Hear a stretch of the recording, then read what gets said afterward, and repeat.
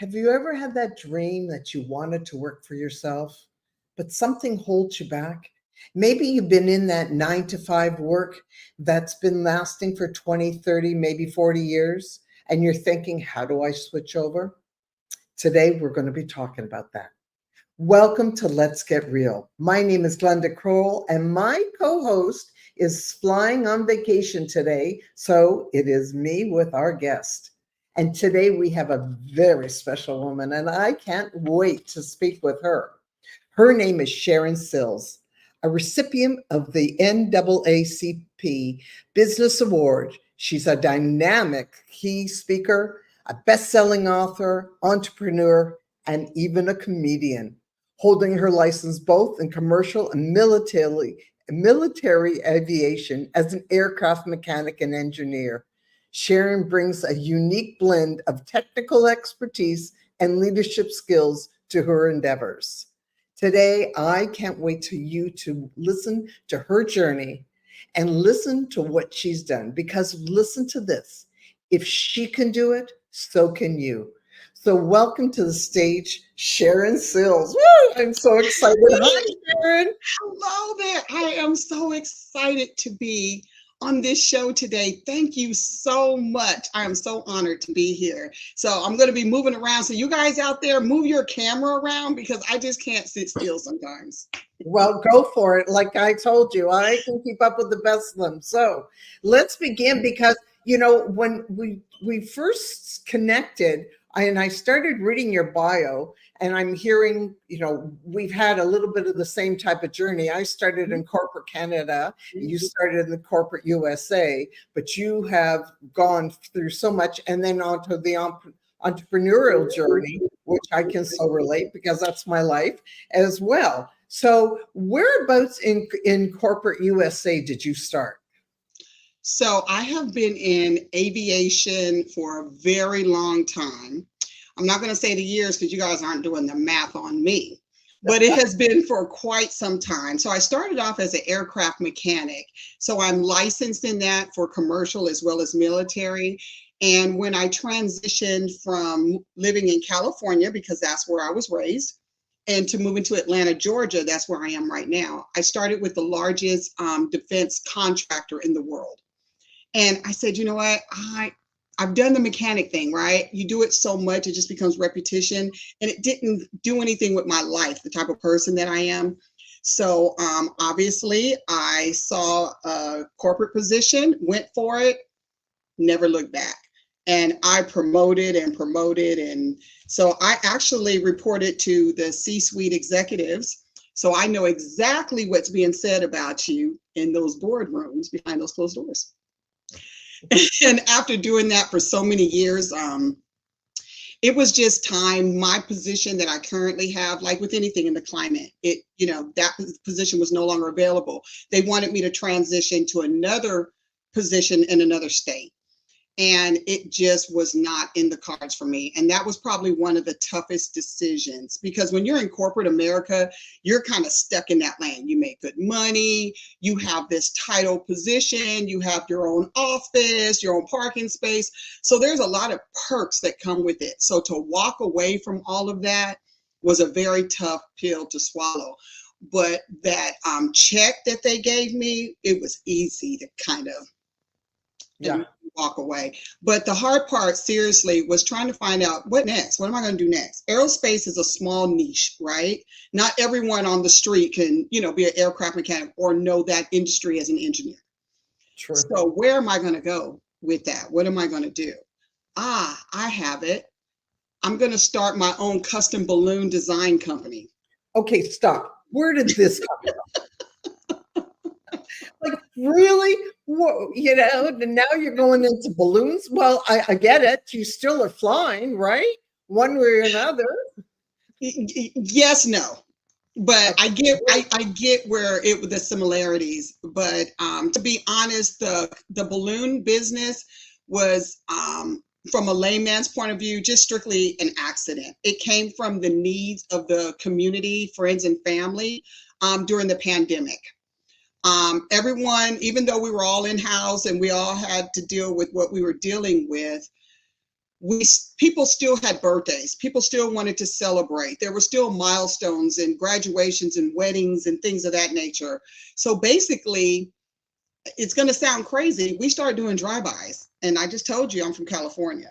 But these are different drive-bys, right? These are drive-bys where we set up and do the whole decor outside, and their family and friends are able to drive by, wave, get, whatever it was that we set up for them. And the decor made sense for that particular event. And then it just kind of took off from there, like seriously. So that's pretty much how we started. And how long was this industry that you were in? So we started obviously in 2020. And so like I said, it was nothing that was planned. And where we really got serious, it was probably about 6 months in. My husband came to me and he asked, how much do you think you've made, you've made through this? And I had a general idea, but I really wasn't keeping track like a business should, right? Right. So I'm looking at the numbers, because the good thing is that I have an awesome CRM system that I started to use that's coming from my corporate background, right? Learning those things that I took into this business.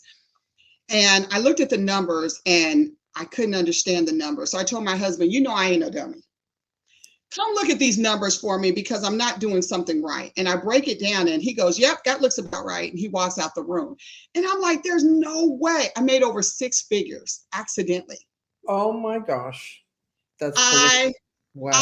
You know how hard I had to work in corporate America to make over 6 figures? And I made that by accident. And you didn't have as much fun, I'm sure, doing that as you did. Without a doubt. No, not even close to it. I got to call things on my, you know what it is to be an entrepreneur.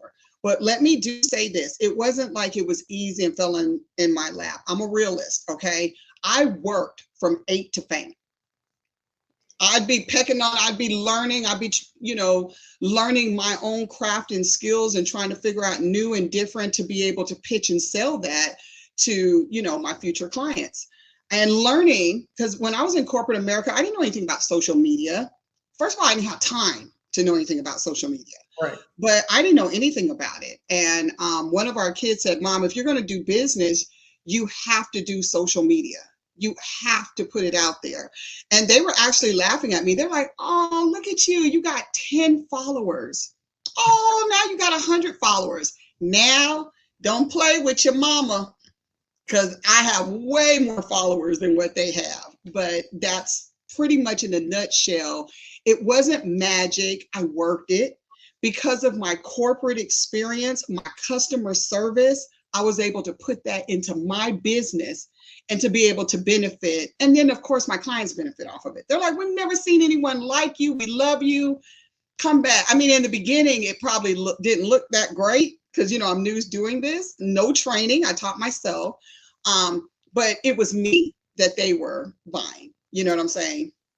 So, let's go back a shade, because this is what I try as a coach and mentor to try to tell people, from what we've gone through in our past, it has so many steps of it. There's hidden talents, there's golden nuggets in our past that helps our future.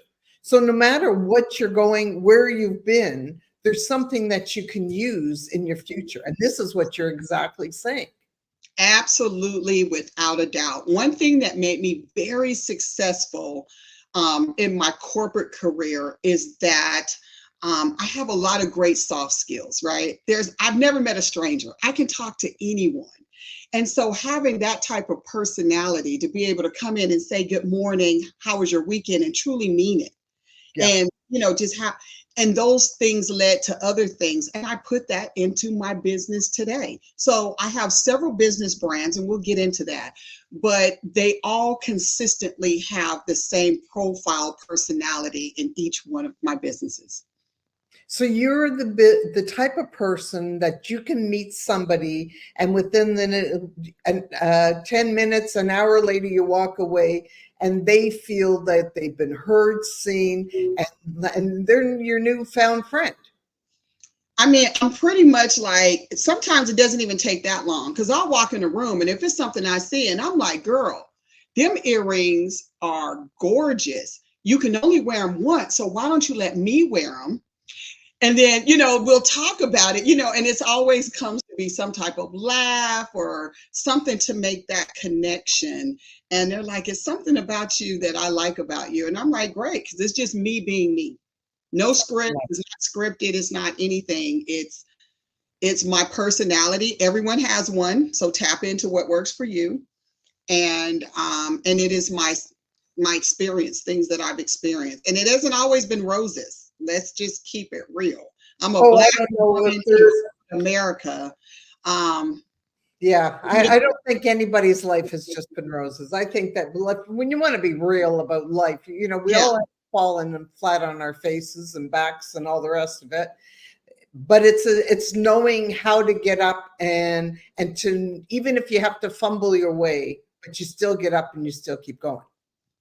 It's literally like there was a childhood cartoon, and I forgot, it's like put one foot in front of the other, put one foot in front of the other. They played at Christmas time. But anyway, that just plays in my head when I'm going through things. And there's times I didn't want to get out of bed. And guess what? That's okay too. Yeah. And but I just didn't stay there. So, and it could have been 2-3 days to where my husband's like, I think it's time for you to take a bath.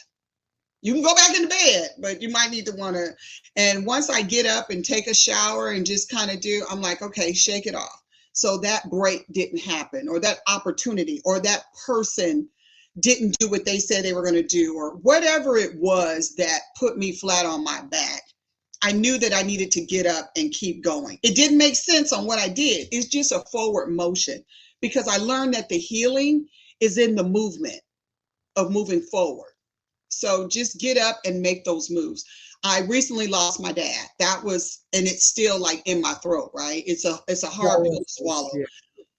But one thing I know, if I don't know nothing else, is that he would not want me to stay in that state of grief. So I took some time off. It's okay.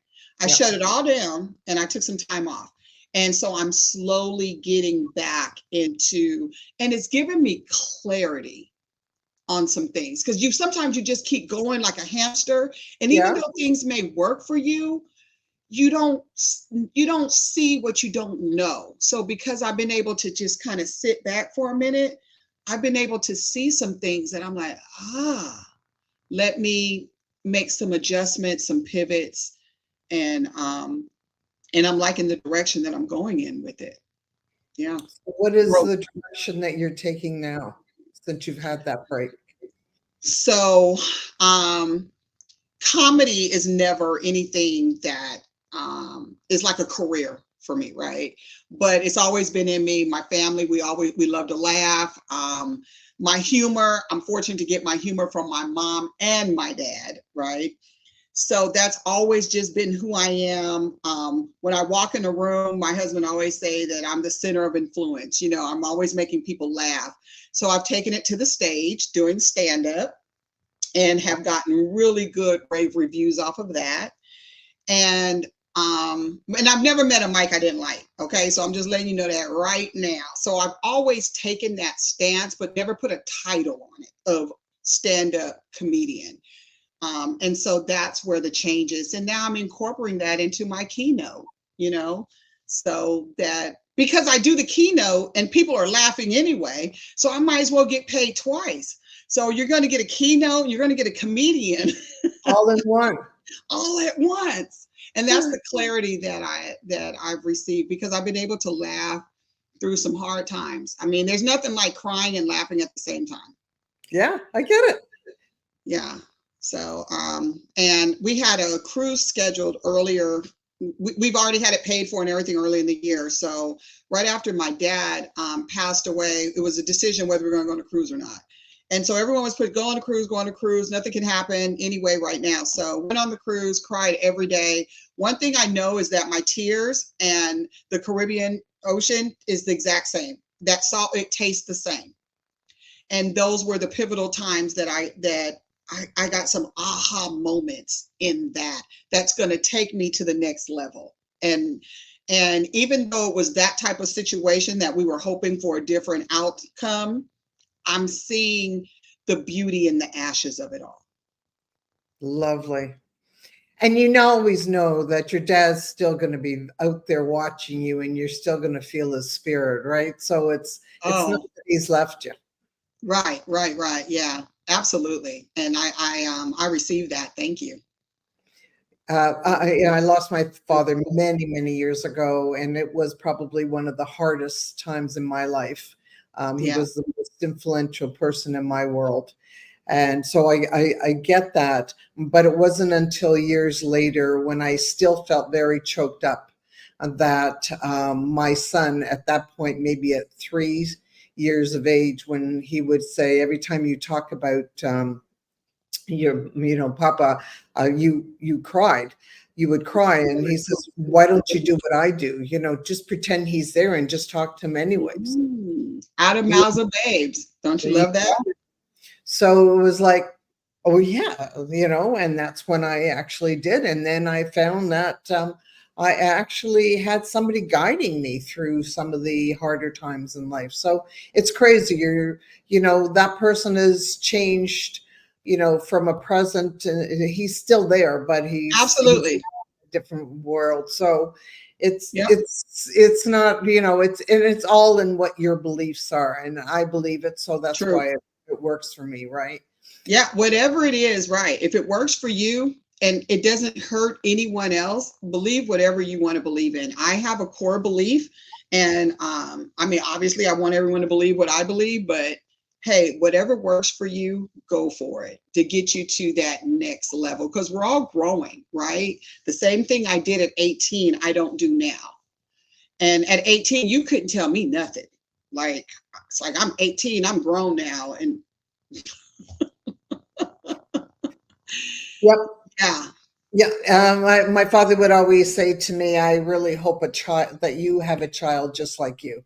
Mm, yeah, that's always life's biggest jokes back. Yeah, that you have that one that's just like you. And I got one. So, it's all wonderful. So, how did you get into speaking?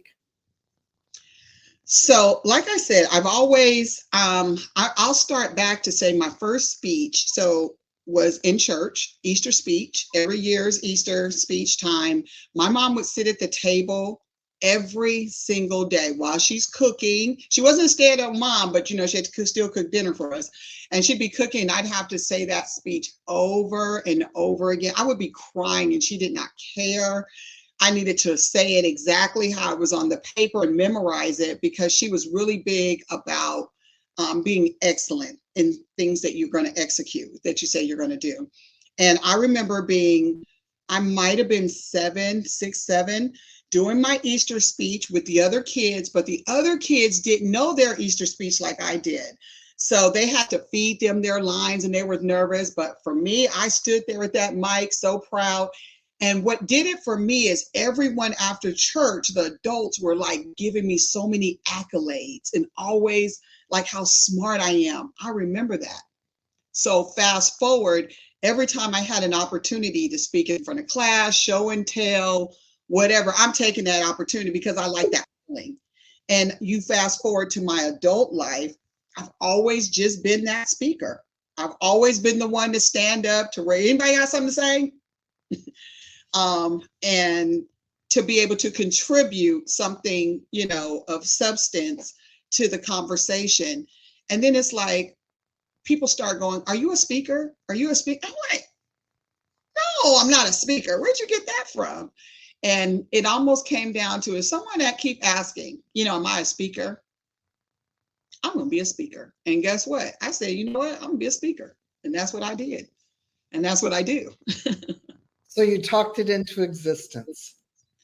I did. It's always amazing what other people see in you that you don't see in yourself. I could never I've seen speakers, I've seen how they show up.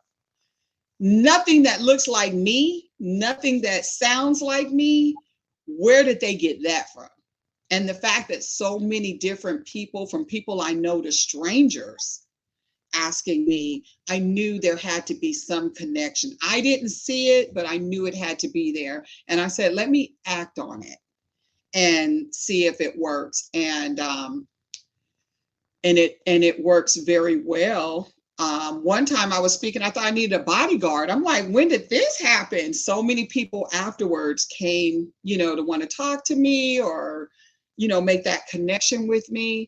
And to be honest, that's a good feeling, right? How many times at your job that you do something great and, all your coworkers are coming and, what I'm saying, congratulating you and wanting to reach out and talk to you, and it doesn't exist. So I'm able to create a lane that I'm good at and to get and check all the boxes for my mental health.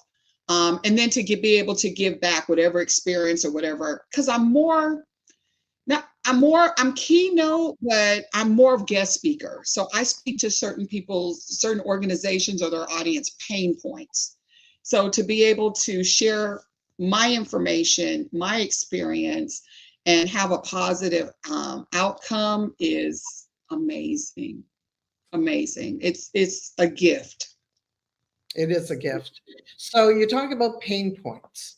Mm-hmm. Let's one of the biggest pain points that a lot of people have in their lives, and it's usually the pain of fear. It's fear that holds a lot of people back from doing something that they want to do. Yes. How would you talk to me if I were to say to you, Sharon, I want to do something so badly, but I'm too scared because what would they say if I fail? What if I trip over my own words? What if? How would you start talking to others about that? That's a little challenging. So every situation is different because every person is different. So I can tell certain people that are real fragile because I'm very bold, and I know that words matter. So if I come at someone who is fragile, very aggressive or very bold, that's going to shut them down. Right. So it would depend on each person and the situation. But I always say, what happens if you don't? And a situation came up. We just had a family reunion and they were like, we need to have our next family reunion. And I said, what about a cruise, right? Family reunion cruise. I have a lot of family members that are afraid to fly, afraid to get on the boat. And it's like, well, all that water, well, what happens if the boat, sinks? I'm like, well, what happens if it don't? Let's talk that through.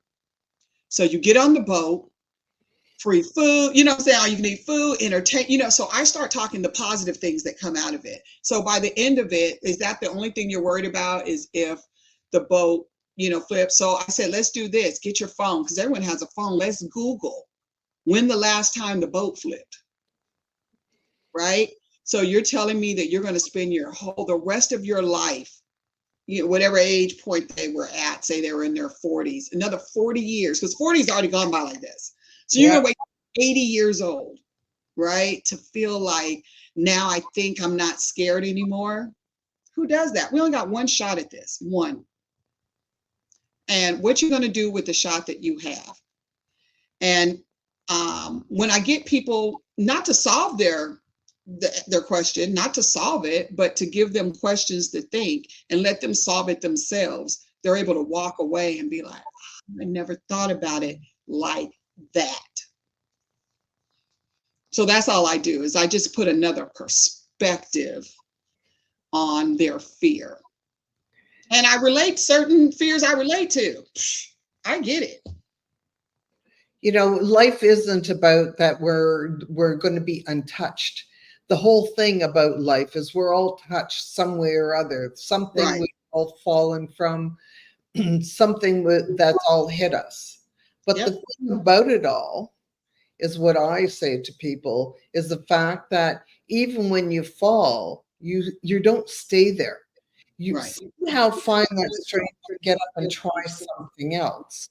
And if you didn't have that and you look back at it, because it's the strength that it takes to get up from that, that helps you to persist in something else.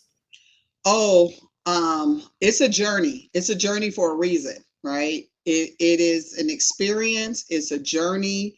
We're not here by ourselves. Sometimes there's opportunities, even with me, people, I'm like, well, why didn't you call me? Or why didn't you ask me? Oh, because I know you were busy.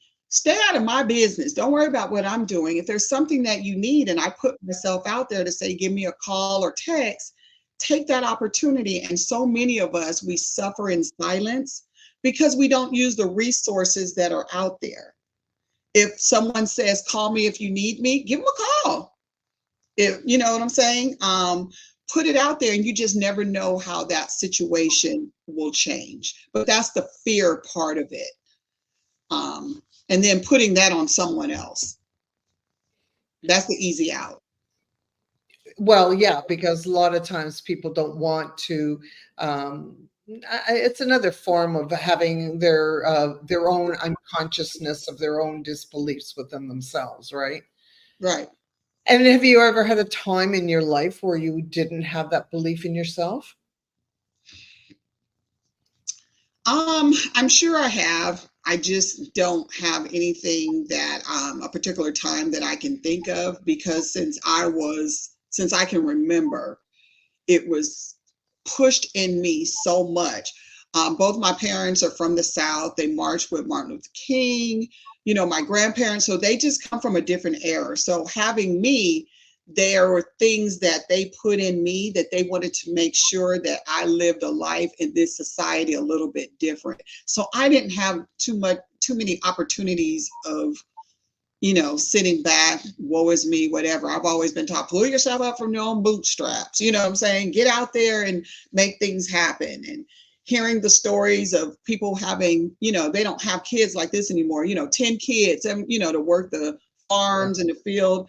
And so I'm like, wow, I don't have as many kids as they did, and they were able to make it happen. So I just think differently. My background is different, but not so much different than anyone else that they cannot connect with me or me connect with them.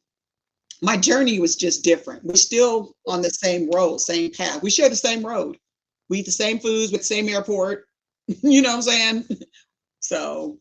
Well, so many of us just have so many similarities. We just sometimes some people only look at the differences instead of the similarities, right? And without a doubt. The connections, we should be looking more of the connections so we can uplift each other instead of pushing each other down. Well, I think where it connects the dot for me is that when I'm on stage doing stand-up, and I write all my jokes, right? So if I've written a joke and the audience of all different diversity, nationality, different walks of life are in that room and they're all laughing at the same time on that joke of my experience, ta-da! Yeah. They get it. It's all relatable, so, that's how I see it. That's the glasses that I wear. Yeah, we all have that relationships, that connection and all of that. So I understand you have children of your own. I do. And do you find that you have parented them in some of the same ways that your parents parented you? Oh, without a doubt. Without a doubt. I had nothing to go by. You leave the hospital with them little bundles of joy. They don't give you a book. So the only thing you can go by is your experiences, and they all have their own personality. And I'm like, how did this one that was raised in the exact same house has such a different, so they all have their own different personalities. And as I'm getting older, they're adults. They're all adults now. I'm appreciating that. In their teenage years, I was pulling my hair out, but as adults, we've kind of merged that gap. They're still my kids. They still respect me, but there's like a friendship, Nice. Intertwined with that. And I enjoy them. Yeah. And I look at that within myself, and I look at that as my greatest form of success. Yeah, because I can see that. If I say to you, what do you consider to be success in yourself or in your world? What would you answer? Oh, definitely. I'm always going, my fallback default is always family. So of course, my kids fall into that category. And I love seeing how each one has, how they're experiencing life. and they've all taken a little bit of how they were raised. And then also too, I love the fact how they're watching me, how I'm growing in my career, how I've shifted and pivoted, because they only saw me one way, mom, corporate mom, Yeah. and making that shift and being social on social media and doing podcasts and writing books and standing doing comedy. They are like, who is this lady? That's crazy, and that's wonderful. I think that's one of the things that when people start having children and their kids are really small, I always say, just watch what you're saying and doing, because Yeah. there's somebody who will be watching you at all times. And you know what? We're all human. I try to tell my kids, before I was mom, my name was Sharon. It still is. I am a human. I make mistakes. I tell one of my kids, I go, at your age, I had already had 2 kids. They don't have any kids. I'm not a grandma. I am not a grandma. So, and I'm like, I had already had 2 kids. So once they see it in that perspective, in that light, they're like, wow, okay, I've made mistakes. There are things that I've done that if I could do it all over again, I would. But guess what? We can't. So we have to make the best out of it. So I don't shy away from the hard questions and things that had to be done. They'll say, oh, I remember when mom used to this and that or whatever. And I'm like, hey, didn't have the money. You better be lucky that you were able to do this and that or whatever. And they see it now. And when I explain how things were, they're able to relate to that. But at the time, I would have never been able to explain that to them. Then they didn't get it. I come from a do as I say, not as I do generation. So some of that got passed on, but now I'm able to get to clarify and to them some of the reasons why, the decisions that I made. And they're still alive. They ain't lost no limbs. I get that. Yep. Okay. Hey, listen, I remember when there was that one dark day when my daughter wouldn't stop crying when she was a baby. And I said, I'm just, if I didn't put you back in your crib, you wouldn't be here today. So, hey, being real. I'm just telling you, I should have bought stock in Benadryl. I'm just telling you. That's just, if people would just be real and honest, like, let's just take it all off. Let's take that mask off and let's just be real. It was at that time I really understood, and thank God I didn't get to that point, but I was, at that point I was lacking sleep, because Yeah. at that point I had a 2-year-old and I had a brand new baby. And, I had a child, my baby just for the first 9 months didn't stop crying. And Yeah. then of course, when you finally get the kid down, then the other one's already popping up and you have to keep on going. And, and then there was that one day, it was a very dark day. I was losing it. And I said, you know what? I understand now how parents can really lose themselves and hurt their child. And it's, thank God that didn't Right. happen. Right.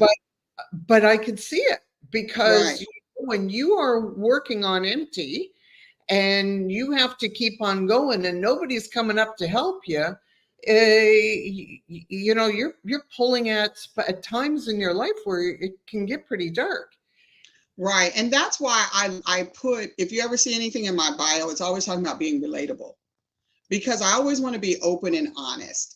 And I do that with my talk, when I introduce myself, who I am, my different businesses. And then from there, people always go, I get it. I never can relate. This is me personally, no shade on anyone else. If this is you, do you. But for Right. me, it's hard for me to relate to people who I feel are not genuine, like that has never gone through anything. Everything is so perfect, their road to riches.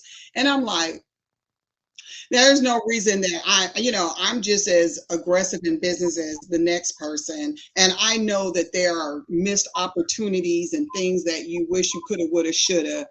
There's no thing that's just perfect. And I always talk about the elephant in the room. Yeah. So, and it makes people relax, and the ones that relate to me, those are the ones that we make that connection, and then I can move on if there's, a product I'm selling or something of that nature. So, but that's just me, just little old Sharon. I get you. I get you. That's what I admire is just being real, Yeah. because we need to be real with who we are, right?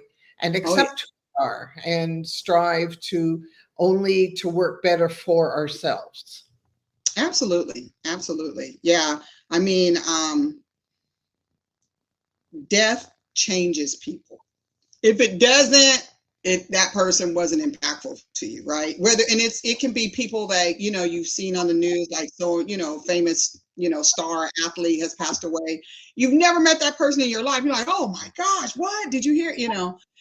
And if there isn't some changes and things made out of your life, if it doesn't impact you, then you kind of need to go do some more soul searching, in my opinion. And I take every opportunity and situation. And the older you get, right? That's where that wisdom comes from. And I'm like, why can't I be wise at 20? But I had to go through life Yeah. experience.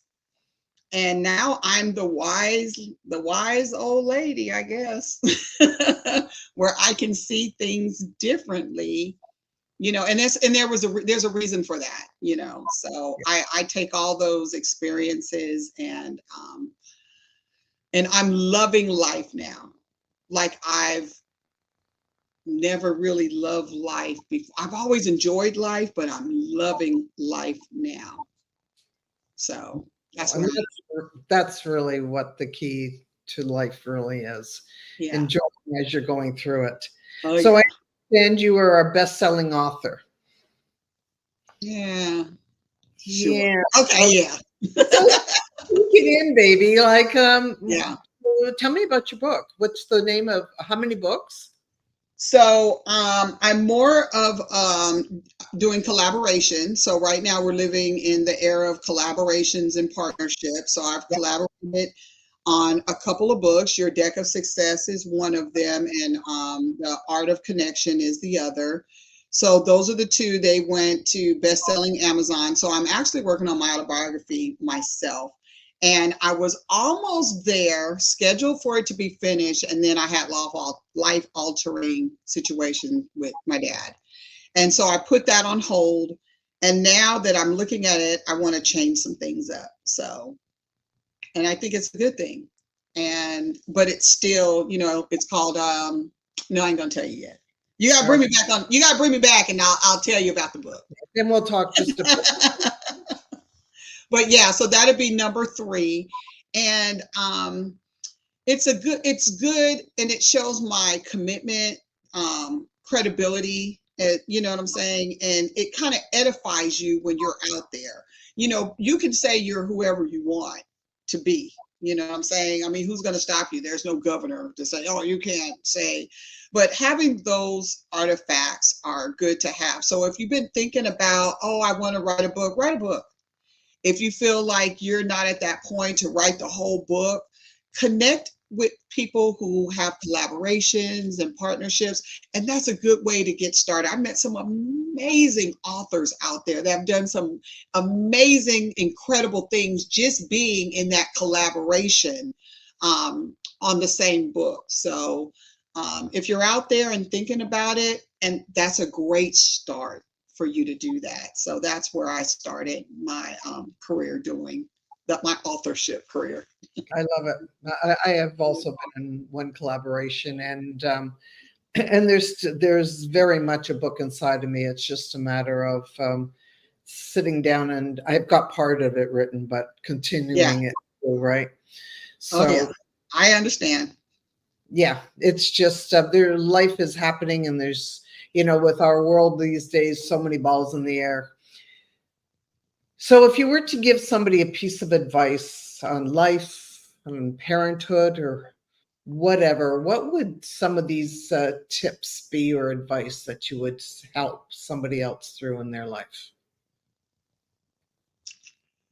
Um, I think the first thing that advice I would tell people is give yourself grace.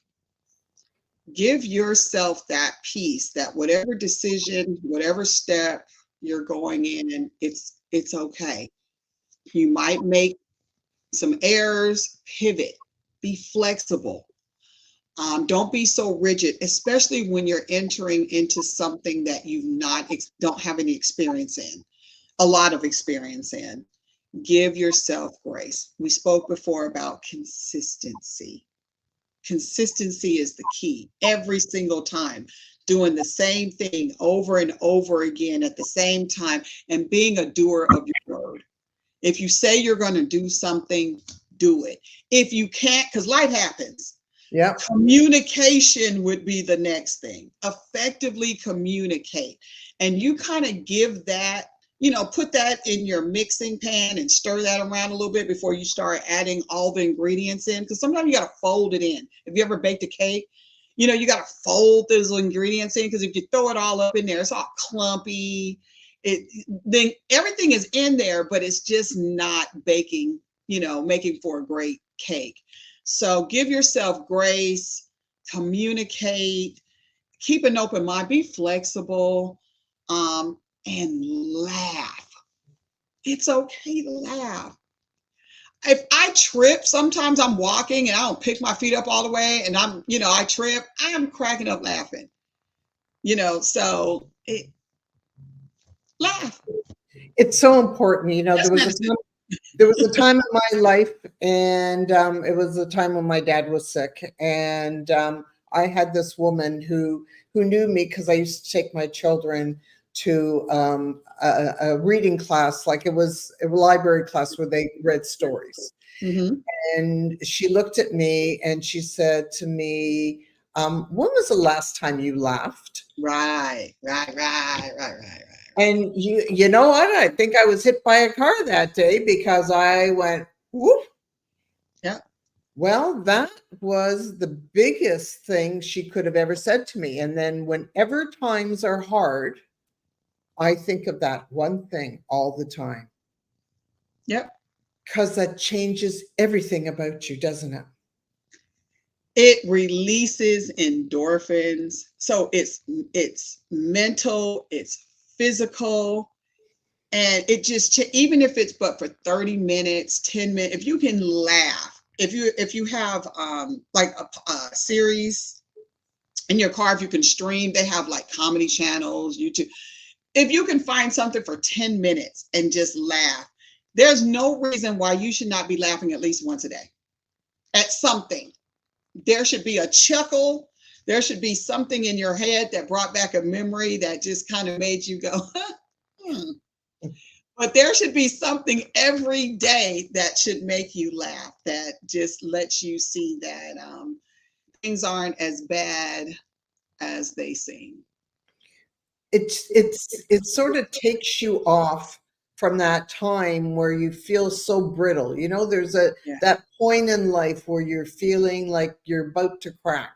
So if you do it, I even say, look in the mirror, and even if you start to laugh, even if it's makeup laughter, where you're just laughing, haha, well, after a while, you actually start laughing because it's stupid that you're actually laughing in that, and it starts you actually laughing.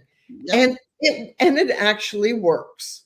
And sometimes if you just think back, because it's like, I don't laugh every day. Think about that one time, so use your mind. Your mind is the biggest muscle, right? Take your imagination and think back to a time when ... And it just makes you laugh. Something that a kid said, something your child said, something you did, something that at that time was not funny, but is funny. So in business, my business, I've had so many hiccups and trials and tribulations.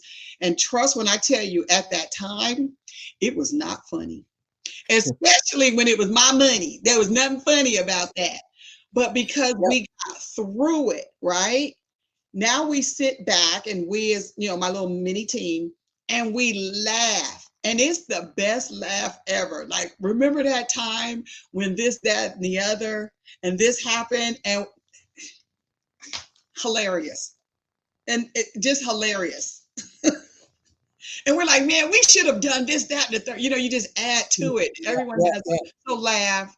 just give yourself grace. That's all. Don't take everything so seriously. It's going to work out. Every day presents something new. Today will never be repeated ever again.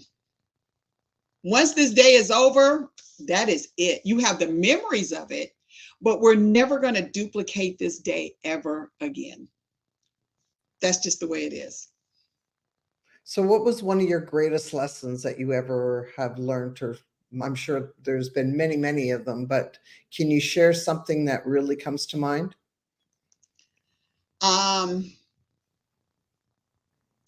Keep secrets. And when people trust you with certain things, hold that trust.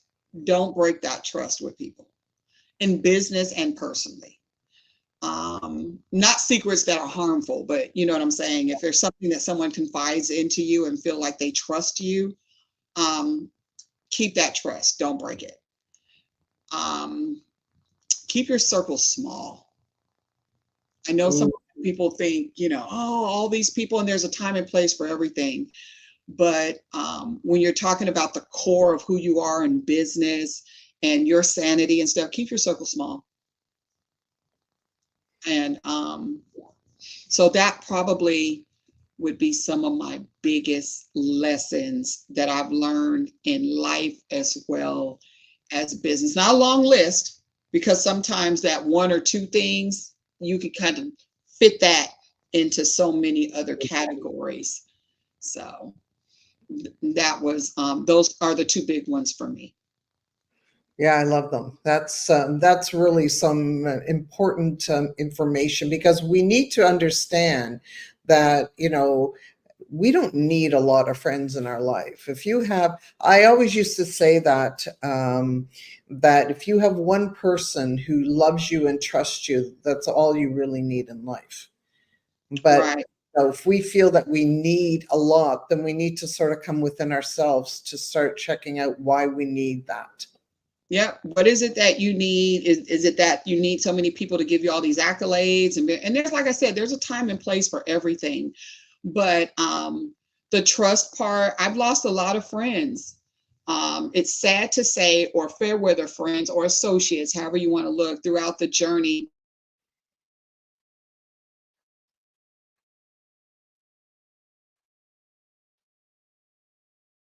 Well, I think that Sharon has just unfortunately frozen from us. So I know where I am. We just finished a storm.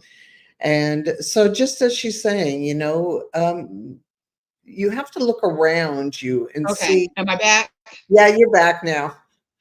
I don't know I'm sorry, what happened. No, no, But well, what I want to talk about is people that are around you that it's like a double-edged sword, right? So you have to use the wisdom within you to see who's around you for you and who's around you because they want something from you, or that they're truly genuinely care about you. And I've had to make some really, really tough, challenging decisions with people that are around me that are quote unquote toxic or not good for me. And I think we all kind of need to sometimes scrub our contact list.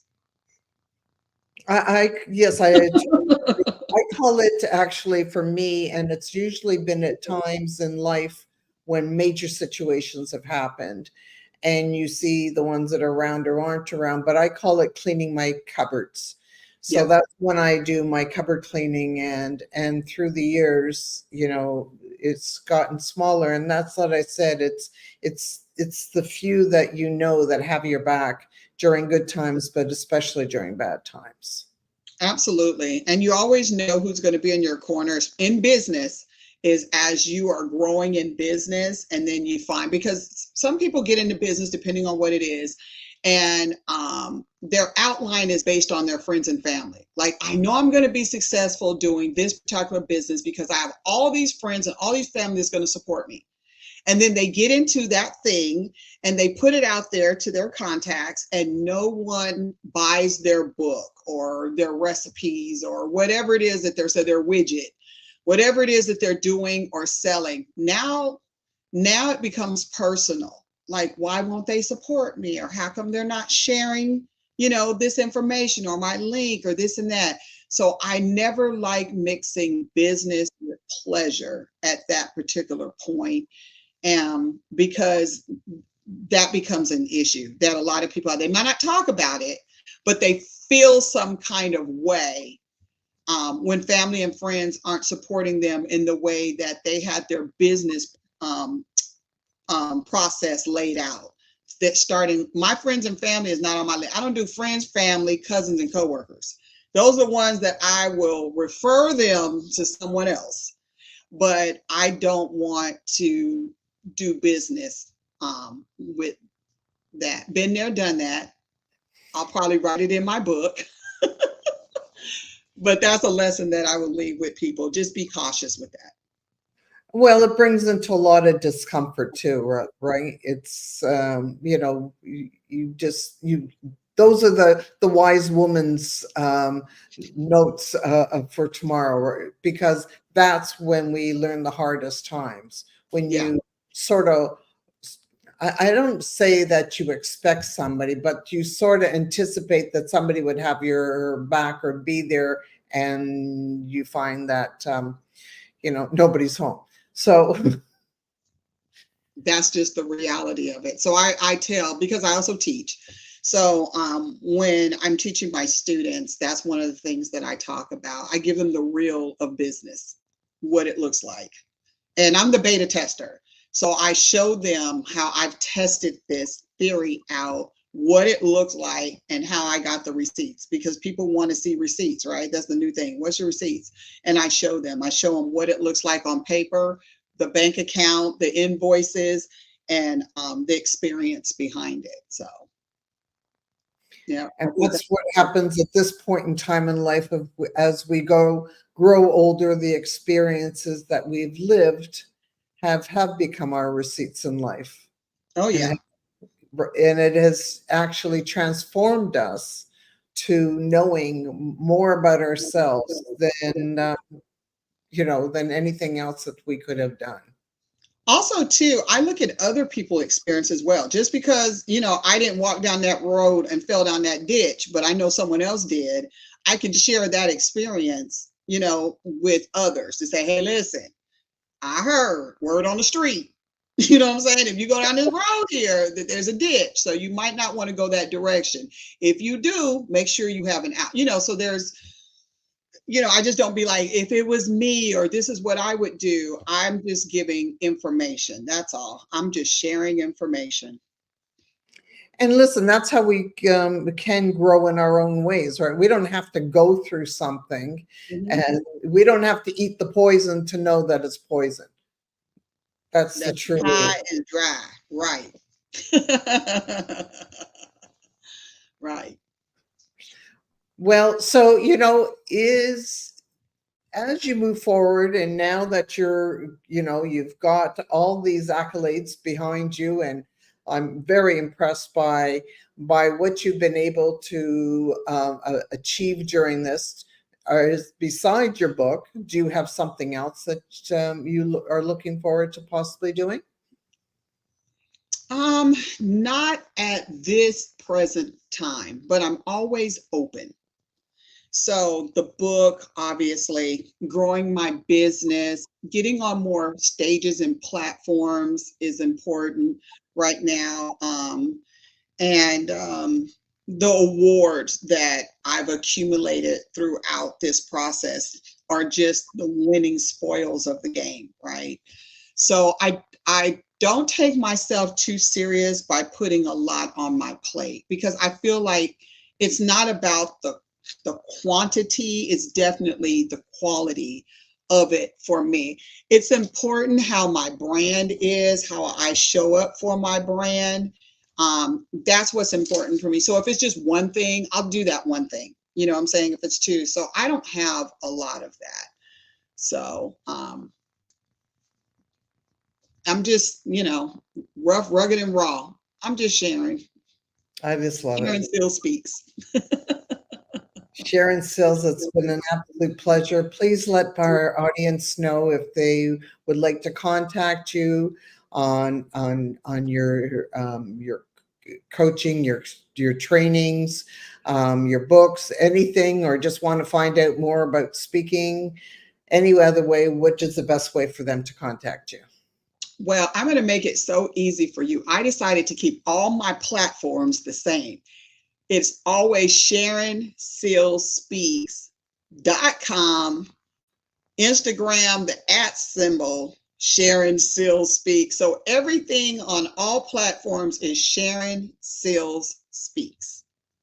And that's the best way to find. Same thing for my email. If you want to email me, it's info@Sharon Sills Speaks. But just go to the website. I need those website clicks. So go to that website and all my information and how to find me is there. And definitely reach out. Don't be a stranger. At least show up and say hello. At least tag me and say, I just wanted to say hi. Saw the show, loved it, loved that interview. I just want to say hi. And let's just do that. Sometimes it's a virtual coffee. I love me a coffee, a good coffee. So I agree. I love coffee too. And it's, it was an absolute pleasure for me to have this time with you, to speak with you, find out all about Sharon Sills, who speaks, and can't wait to be watching you moving forward and being up on stage as well. And I'll be definitely following you by now at this point in time, and can't wait to hear about your book when it comes out as well. Okay. Awesome. So those who are looking to contact Sharon, below the video is a link to her videotape, her SharonStillsSpeaks.com, and you can reach out to her. So, and just like she said, she wants you to reach out and speak with her. So sometimes you just need a virtual hug. I get really good hugs, y'all. Really good hugs. So come get your hugs. Come get the hugs. We hear you. Thank you so much, Sharon, for coming on. You're an absolute delight, and I look forward to speaking to you. Thank you so much. Thank you for having me anytime, and it has truly been a pleasure. Thank you. My darling. Take care. And for everybody else watching, enjoy your day.